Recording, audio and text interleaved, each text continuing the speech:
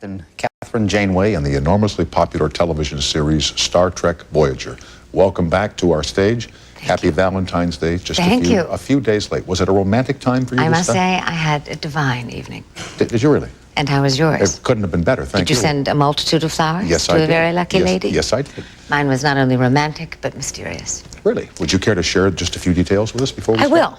Okay. I was told to be dressed up and ready by 6:30 promptly, which time I was picked up by my inamorata, who took me back to his house. My which? My inamorata. That's you know, I use the term companion. I like it. Can I borrow that, the inamorata? You may not only borrow, you may have it. Thanks, I'll take it. Speaking of testosterone. Yeah. So back we went to his house, and I thought, well, this is all right. It's acceptable. We're going to have a little champagne. And he's a guy, that's right. We walked in. Table is beautifully laid. 5 minutes later, a woman arrived. She said nothing. She finished setting the table. She cooked us a 3-course Italian meal, which was absolutely glorious. Oh, he poured an exquisite bottle of champagne. There were red roses on the table. Oh, wonderful. And at my place was, in fact, this locket. Oh, the little bauble. Which is Victorian. Oh, and I how think wonderful. Terribly beautiful. Yeah. So it was superb. And then? And then? And then? Dessert?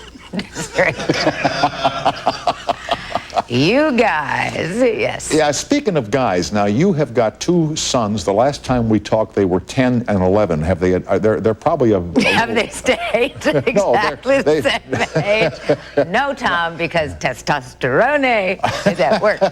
They are now 11 and 12, and their mother is ready to slip into a coma. Why? Well, I guess it's difficult as puberty approaches, and as Art Linkletter called the male hormone, testosterone takes over these young bodies. It becomes a tough go. I am allegedly a woman, yes, right? Yes. So I'm looking at these creatures, and I haven't a clue as to what... Something's exploding constantly. I mean, from 1 minute to the next, the change can be diabolical. From joy to rage to sadness to steadiness. I don't understand it. And what kind, you know, when I was that age, I was always asking my mom and my dad. Now, you know, you're a single mom, but I would always ask them questions about girls and guys and stuff like that. We talk. And they would try to answer as best they could. Although in the 50s, that kind of dialogue between parent and child was rare. What are your kids asking you about these days? They're very straightforward. Good. Extremely frank. So is their mom, by the way. Most of the conversation is. Although I wonder at this point, a part of me is hesitant, and I don't want it to be. Part of me is hesitant because of taboo. I know that I have to be vigilant about taboo, and yet I really don't know what the parameters of taboo are. How far can a mother carry a conversation about sex with a 12-year-old boy who, first of all, has never had it, who's watching all of this stuff on television?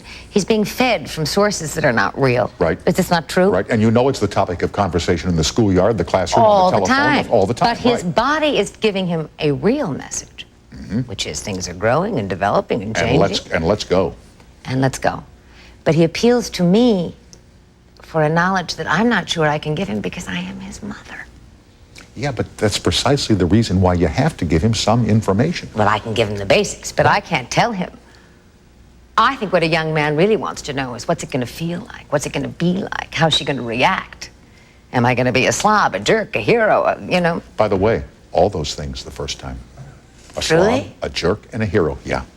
I sort of thought that's the way it was. I mean, when you think back to your own, and I'm not looking for you to... I've never had sex. I knew there was a reason. You talked so quickly. That's why you invite me back here so often. Never had it.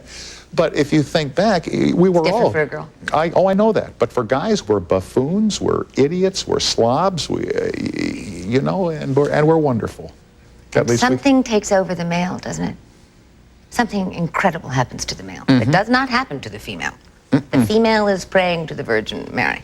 Trust me, every second of the way. But I think the male is saying, Virgin Mary. We don't even think of her at that point. She's in church. You lose all religion at that point. We lose all religion. Yes, yes. There is a moment in maledom when there is absolutely no conscience operating whatsoever. Absolutely no consequence whatsoever. When is that moment? When is that moment not existing in the male life? Afterwards. Afterwards. Right. Right. Well, so now, you being a female, there would be nothing in your experience with your own parents, your mother or your father, to help you with the mothering of these two young men, these two boys. Oh, of course there is. Oh, come on. I had, you know, significant and steady enough parenting to allow me to be skilled enough. But I'm talking to you about the mystery between a mother and her pubescent son, which I don't think is often discussed. Every mother on the block says, I can handle my kid, he's 12, he's boom, I know. I don't know. I don't know. So when we have these conversations, which we do daily at dinner, because you know I'm a great proponent of dinner. Yes, I know. We sit and I light the candles and I try to, and I think, oh, this is going to be lovely. They're going to eat my spaghetti and I'm going to drink wine and it's going to be, and then it starts. Hey, Mom, you know, and the voice goes down. There was this girl today and I wanted to, what is that expression they use in the schoolyard? Do any of you guys know it when Well, these guys wouldn't know schoolyard. We're all a little beyond schoolyard. They're all here. sitting there. Look, this is the male face. Yeah, what's she going to say? You know. What is it they say?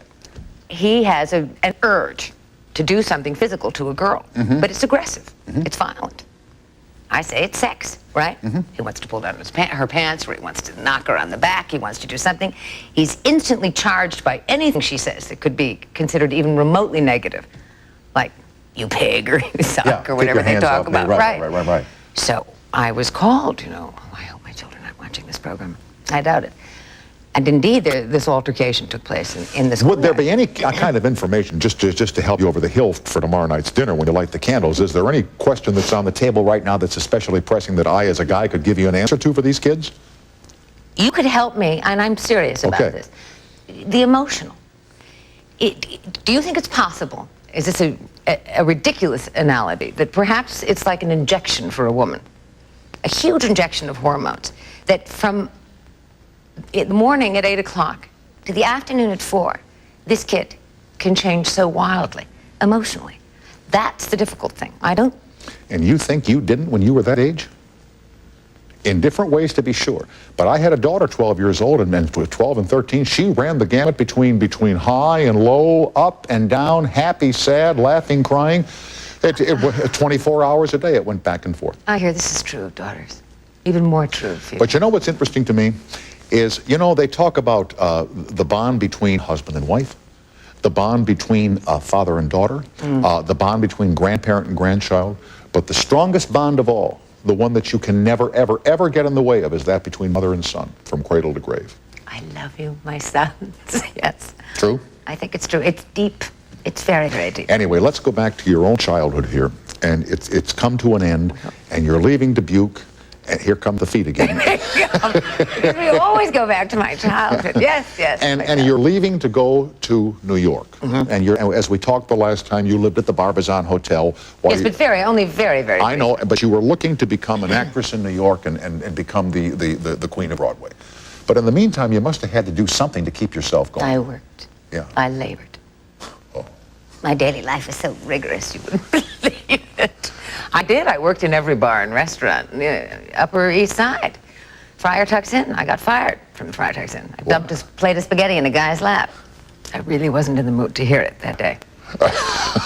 I was a cocktail waitress at night, waited tables during the day, ran to school, was in a 5-floor walk-up. It was hard. Yeah, tough. Did you go to school at all in New York? Tom, my father may be watching. Of course I went to school. You know I went to New York University. Why are you giving me the old wink? Because there's more to this. Having that spasm problem. I haven't heard. Come on, your program. I went to New York University. Anyway, we'll probe more deeply into this mystery of school in New York. Okay. NYU, wasn't it? Yes, it was. For years and years and years on end. Yes. Kate Mulgrew is the guest. The program is Star Trek Voyager. There's an episode coming up which has an incredible dialogue about mortality versus immortality. That's right. We will talk about her schooling and then on to immortality here on the Highway of Life. You know the segment we're going to do next week when we do the world's... do you have cats at home? No cats. Oh, because okay. We don't have the world's self-cleaning dog box. We have a cat. But we'll do earthquake update with our friend from Caltech. It'd be great, huh? Yes, Tom. Now these messages.